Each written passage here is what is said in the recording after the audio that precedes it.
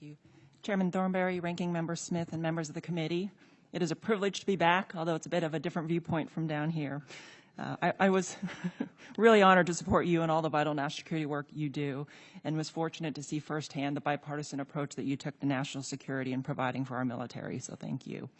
In my new role, I support the Undersecretary of Defense for Intelligence as he carries out his lead responsibilities within the department on behalf of the Secretary for both intelligence and security, executing the National Defense Strategy, including its direction to protect the national security innovation base. As you heard from my OD&I colleague, the Department of Defense is facing unprecedented threats to its technological and industrial base, putting at risk the capabilities critical to maintaining our military advantage. China, in particular, has made it a national goal to acquire foreign technologies to advance its economy and to modernize its military. It is comprehensively targeting advanced U.S. technologies and the people, the information, businesses, and research institutions that underpin them.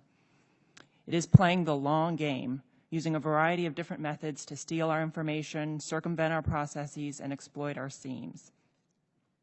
Across the defense, intelligence, and security enterprise that the USDI oversees, we are making significant changes in our approach to industrial and to information security, as well as to counterintelligence.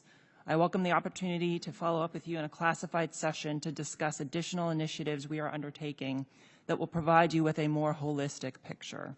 In our unclassified forum today, I'll touch briefly on 4 key lines of effort. First, we are elevating the private sector's focus on security through an initiative called Deliver Uncompromised. We must have confidence that industry is delivering capabilities, technologies, and weapon systems that are uncompromised by our adversaries, secure from cradle to grave.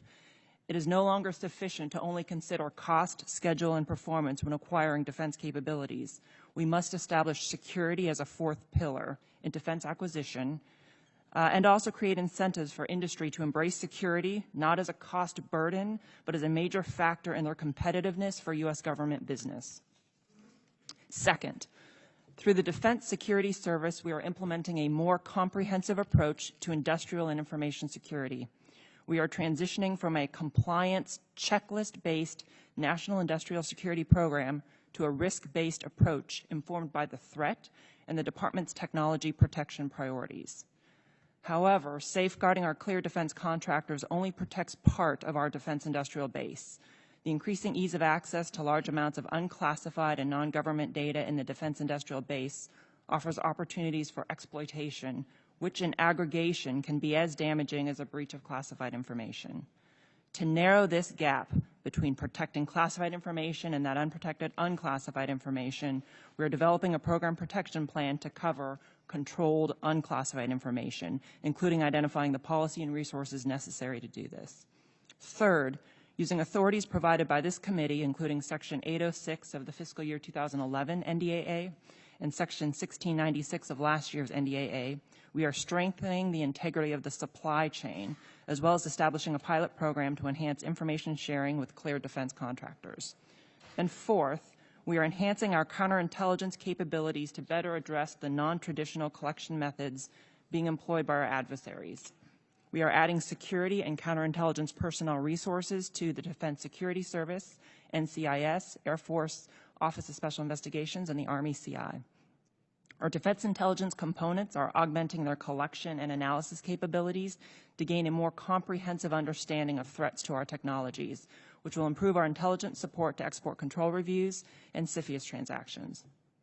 Lastly, we are increasingly relying on our partnerships with FBI, not just increasingly, but we must rely on our partnerships with the FBI, Homeland Security, and other departments to actively leverage both our individual and our collective authorities to protect the nation's critical technologies.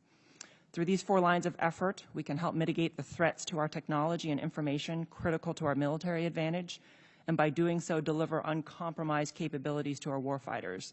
We recognize that strong relationships with industry across the interagency, with our allies and partners, and with Congress are essential to that success. We thank you for your continued focus on the threat, your understanding of the impact to our warfighters and their capabilities, and your commitment to support our policies, programs, and the resources necessary to maintain our advantage. I look forward to your questions.